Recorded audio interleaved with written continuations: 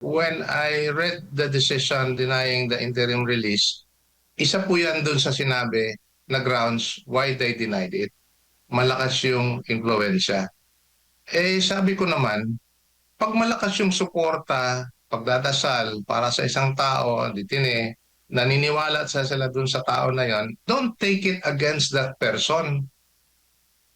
Hindi mo ma hindi mo mapigil yung tao na magpalabas ng expression of support and prayer to that particular person. In this case, the former president. So don't take it against him.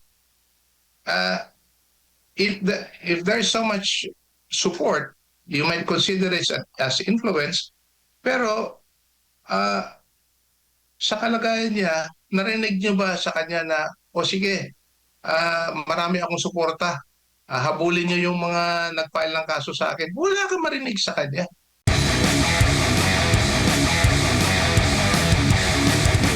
Sir, nababalot po ng kontrobersya din ngayon ang ICC, no?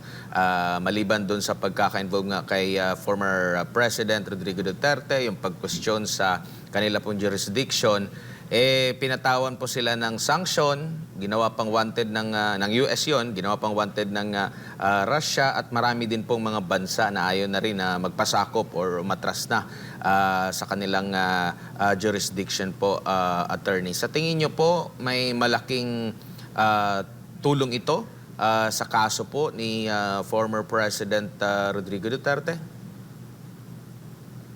May impact, no, sa kaso. As I've said earlier, wag the Rome Statute should only be applied to the countries who have accepted the provision of the Rome Statute. Ibig sabihin, who became what you call state parties to this statute. Yung mga nations, yung mga bansa na ayaw sumapit dito, respect them. Do not, nangyayari kasi, like in the case of Israel, Israel is not a member, and yet the ICC is investigating that particular the country of the nation of Israel. And as it turned out, what are they investigating? They're investigating alleged crimes that allegedly happened inside Palestine, or particularly in Gaza. Palestine is not a member of the ICC. No? So, ganun din ang, that's the reason why these countries are upset, if I may call it that way, no? In fact, angry, considering the fact that they already imposed sanctions on ICC judges for having to proceed with the investigation involving these countries who are not members or state parties to the Rome Statute.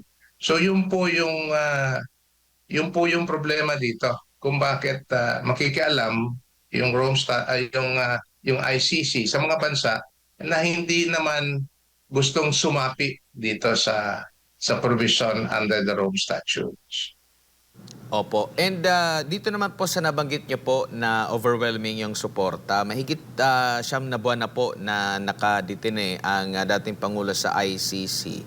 Para po sa mga nagtataka rin, bakit kaya hindi nawawala, hindi naglalaho yung suporta ng ating mga kababayan sa dating Pangulo, kahit na hindi nila ito nakikita sa mahabang panahon. Siguro huling public appearance niya maliban doon sa Hong Kong ay yung panahon po na siya po'y inaaresto po, attorney.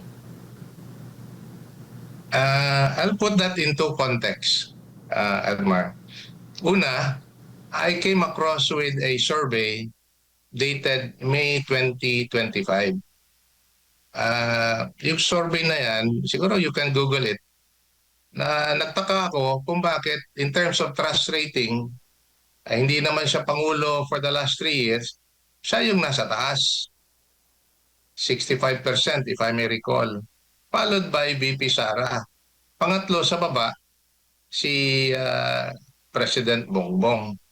So ganun po siya kapopular even after he has left office for several years now. And in a personal context, nung bumisita ako sa Hague noong April at ngayon sa December, nakakabusog puso po yung patuloy na suporta ng mga Pilipinos. Hindi lang po yung those based in The Hague, pati yung mga Pilipino galing sa labas ng Netherlands na bumibisita doon kahit na hindi nila makita yung dating Pangulo. Basta makakapunta lang as close as they can doon sa tinatawag na Duterte Street. Magsalo-salo, kantahan, kwentuhan. Tuloy po yung dagsaan ng mga tao. At gumagastos sila ng oras, oras, pamasahe. In fact, at one time, ayaw ko kung biro yung sinabi ng Pangulo last when we were there. Sabi niya, nung nalaman ng presidente na may mga tao pa doon sa labas, sabi niya, sabihin niyo na pauwi na sila kasi malamig. Wala na tayong magawa kung gusto nilang maghintay at maglabas at express their support and prayer to the former president. So, yun po yung ako hindi na ako magtataka. Siguro sa ibang tao magtataka sila kung bakit hanggang ngayon ganun yung klaseng suporta. Lalong-lalo na sa mga OFWs. Opo. Attorney, itong mataas pa rin na pagsuporta, mataas pa rin na impluensya ng dating Pangulo dito sa mga supporters po niya, nakikita niyo po ba ito na parang banta? Kasi doon po sa interim release na decision din, parang ito rin yung nababanggit. Kumbaga, yung pagkapanalo niya as mayor, kung maalala niyo po, yung during sa kanyang birthday, grabe yung suporta buong bansa, mga supporters niya sa iba't ibang bahagi ng bansa. At the same time, sa iba't ibang bahagi ng mundo, talagang nagdiwang sa kanyang kaarawan kahit wala doon po yung birthday celebrant. May tuturing ba itong banta din? Kasi ito yung nakikita na dahil meron pa rin siyang say, meron pa rin siyang impluensya, baka hindi na ito magpakita kung papayagan yung interim release po, attorney. Magandang katanungan po yan and good that you mentioned that. Kasi when I read the decision denying the interim release, isa po yan dun sa sinabi na grounds why they denied it. Malakas yung impluensya. Sabi ko naman, pag malakas yung suporta, pagdadasal para sa isang tao, ditine, naniniwala sila dun sa tao na yon, don't take it against that person.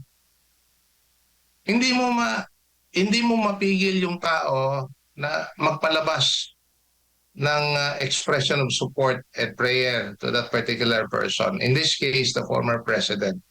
So don't take it against him. If there's so much support, you might consider it as influence, pero sa kalagayan niya, narinig niyo ba sa kanya na, o sige, marami akong suporta, habulin niyo yung mga nag-file ng kaso sa akin. Wala kang marinig sa kanya. Kaya yun, doon pa lang, do not interpret the overwhelming support and prayer of people across the world, not only of Filipinos, no? Or mostly Filipinos, but even non-Filipinos for that matter. And that would now be construed against the man who is detained in The Hague. Hindi mo mapigilan yung mga tao na magbigay ng na magpapahayag ng suporta at dasal para sa kanya. So I think that has to be taken in its proper context. No? That has to be taken in its proper context. Wala kang marinig sa kanya na that he is asking his supporters to do something about his case. Wala po. And what gives him that that reason, that motivation to continue with this fight, notwithstanding his condition, the difficult circumstances that he is in now, is because of the support and prayer of the people across the world. So yun po ang gusto nating iklaro lang sa punto ng appreciation on whether may banta o yung impluensya would be equated to banta. Wala kang maririnig sa kanya na pagbabanta gamit yung mga tao who have been expressing support. You never heard it from him. And I can say that as a lawyer, I've never heard it from him as well. Opo, attorney, pag-upo pa lang ng dating Pangulo sa pagka-presidente noong 2016, mataas na yung grado na binigay sa kanya ng publiko. Pagbaba niya, mataas pa rin yung grado na binigay ng publiko sa kanya, yung satisfaction, trust rating, at nagtuloy-tuloy yan at nabanggit mo nga hanggang sa kasalukuyan. Kaya nga nag-uumapaw pa rin ang pagpapahayag ng suporta sa dating Pangulo. Hindi ba ito maaring, kumbaga, patunay na yung mga akusasyon laban sa kanya ay mali? Kasi kung meron siyang pang-aabuso na ginawa sa kanyang termino, hindi po ba magre-reflect din yan at ang taong bayan ang makapagsasabi kung ito ba'y naging mabuti na leader o naging masamang leader, naging abusadong leader, at yung mga akusasyon laban sa kanya ay totoo, hindi, attorney? Alam mo, may nakausap ako the other night during a Christmas party. Exactly what you told me. Ganon din ang sinabi niya. Kung talagang masama yung tao, may ginawa na maramihang paglabag sa batas, bakit umaapaw at patuloy, hindi lang umaapaw, at patuloy yung suporta para sa kanya? So, yun pa lang, you have to ask that question yourself. All across the political divide, kasama na yung nasa kabila na ayaw maniwala na yung dating Pangulo, si Tatay Digong, si Mayor Rudy, sa mga kaibigan, bahay nga lang ang gusto niyang matawag sa kanya, na he did it for the country and for the Filipino people. Yun po ang pabalik-balik na sinasabi. And in fact, during the campaign, I saw one video clip. Sabi niya, sa gagawin kong ito, mukhang makikita ko makukulong ako. Pero hindi niya aatrasan yung kailangan niyang gawin para sa bansa at para sa mamamayang Pilipino. Yun ang kaibahan. Pero if I may, magdagdag lang ako sa maliit na konteksto dito sa taong ito. The other day, a few days ago, I attended a Christmas party sa mga bata at sa mga abused women. Palagi yan, Pasko, every Christmas. These are his advocacies dito sa Davao. Hindi alam ng mga hindi taga Davao. Pero every Christmas and year-round, he has been supporting this advocacy. Dalawang tao ang lalambot sa puso niya. Bata at mga babaeng inaabuso. So hindi ako magtataka kung bakit patuloy yung suporta at pagdadasal sa taong ito. Opo. Attorney, may dagdag ko lang din po. Sa political capital na kanya pong naliko mula nung siya ay local official pa, no, hanggang sa naging presidente nga. Ito ba'y kanya ring na ibahagi doon sa kanyang mga anak na nasa politika rin ngayon, lalo na kay Vice President Sara Duterte? Alam natin si VP Sara, local official yan, nag-umpisa, no? Wala namang national position hanggang sa naging vice president. Pero alam natin, limited lang yung kanyang kapangyarihan. Naging cabinet secretary or naging DepEd secretary din po siya and naging president. Pero unlike sa pagiging presidente or ibang mga national, talagang maraming mga nagagawa, maraming kapangyarihan. At nananatili siyang mataas ngayon at yung iba pang mga anak niya talagang laman din, no, na kahit na yung mga taga-ibang lugar na hindi lang taga Davao City, hindi lang taga Mindanao, talagang kilala at kumbaga kinikilala sila, no, kahit na hindi pa nakapag-silbi in a national level. Ito bang mga naibahagi ba ni ni former President Rodrigo Duterte itong mga political capital na kanyang nalikom po sa mahabang kanyang posisyon po, sa mahabang pagsiservisyo niya? I would look at it in a more fundamental way. Hindi lang po political capital ito, kundi karakter ng tao na ipamana doon sa mga anak. Karakter po ito. Kaya kung ano makita ng tao, yun yung personalidad at karakter ng tao. Alam niyo ba yung pumunta ako sa Hague na nung December na nakita kami ni VP Sara, I was surprised. As he, every day he would visit his father, he would take the bus. Wala po siyang private vehicle doon. Naglalakad doon sa bus station. Pagdating doon sa bus station, lalakad ka pa ng more than half a kilometer to the detention facility. Yun po ang ginagawa ni VP Sara. So it's basically the character of the person. So if you would be able to project that, in a very honest, candid manner to the people that you serve, ang resulting effect nga, yung sinasabi mong political capital. Pag hindi ka matino, hindi ka honest, no?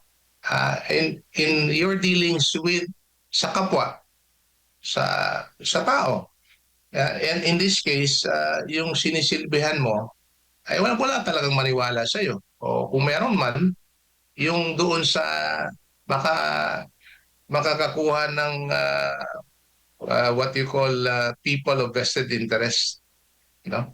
But to the people whom you really want to serve and you show that kind of true character, the character not just a leader, but as a person who is willing to share your life with others, the resulting effect is the huge political capital that you had. And by the way, the motivation is not the political capital.